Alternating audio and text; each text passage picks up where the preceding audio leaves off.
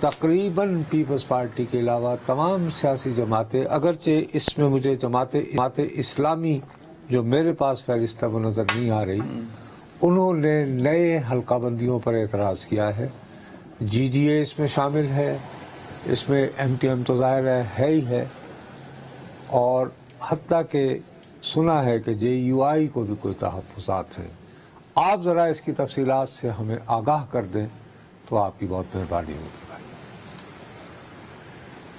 بہت شکریہ عدنان حیدر بھائی اور نصرت جاوید سر۔ صورتحال میں آپ کو بتاؤں تو J U I, M Q M اور اے این پی سمیت جو ہے جے ڈی اے جو ہے یہ ان کا اتحاد ہوا ہے، اور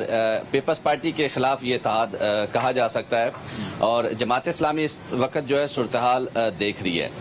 تمام جماعتیں جو ہیں حلقہ بندیوں کے خلاف اعتراضات اٹھا رہی ہیں۔ ہماری کل بات ہوئی تھی جی ڈی اے کے رہنما سے، ان کا بھی یہی کہنا تھا کہ جی جو پیپلز پارٹی ہے ان کے جو اعتراضات تھے الیکشن کمیشن نے تو منظور کر لیے اور ان کے اعتراضات دور کر دیے گئے، لیکن جو G D A, M Q M اور اے این پی یا نون لیگ کے جو اعتراضات تھے وہ الیکشن کمیشن کی جانب سے اعتراضات دور نہیں کیے گئے۔ جبکہ اگر مجموعی بات کی جائے تو قومی اسمبلی کی سندھ میں اب 61 جو ہیں نشستیں ہو گئی ہیں، پہلے 60 تھی، اب ایک بڑھ چکی ہے،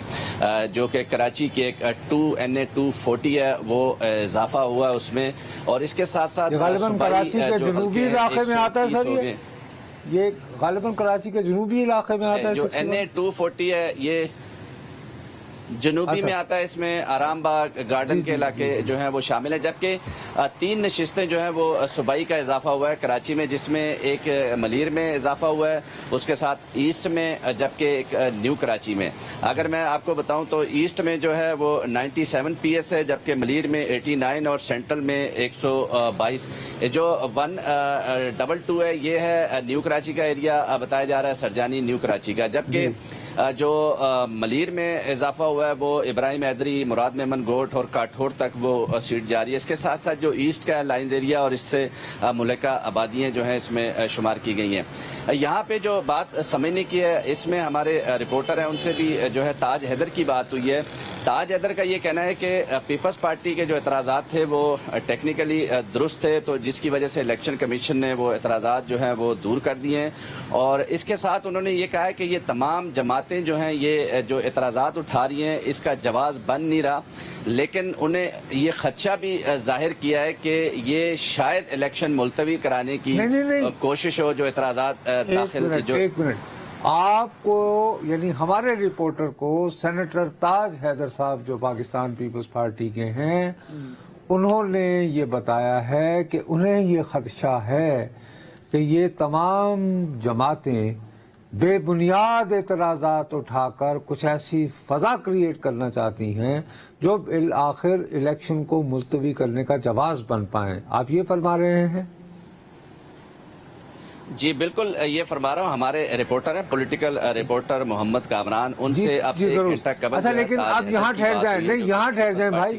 اب آپ نے ان کے اس اعتراض کو یا ان کے اس نقطے کو لے کر آپ نے جی ڈی اے یا ایم کیو ایم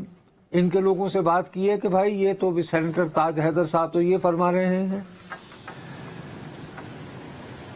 نہیں دیکھیں، میں جیسا کہ آپ کو بتایا کہ جو میری بات ہوئی تھی جی ڈی اے کے رہنما عرفان اللہ مروت، ان کا کہنا ہے کہ پیپلز پارٹی جو ہے یہ جو اعتراضات ہے یا جو انہوں نے جو سب سے بڑا جی ڈی اے کے یا ایم کیو ایم کے لوگوں کو اعتراض ہے وہ چیف الیکشن کمشنر جو سندھ کے اعجاز چوہان، وہ کہہ رہے ہیں کہ وہ جیالے ہیں اور وہ ان کی بات نہیں سن رہے، وہ پیپلز پارٹی کو سپورٹ کر رہے ہیں۔ تو یہاں یہ چیز کافی جو ہے صورتحال تشویشناک ہوتی جا رہی ہے سیاسی پارٹیوں میں، کیونکہ جو یہ تمام جو دھڑا G D A, J U I, A N P اور مسلم لیگ نون جو ہے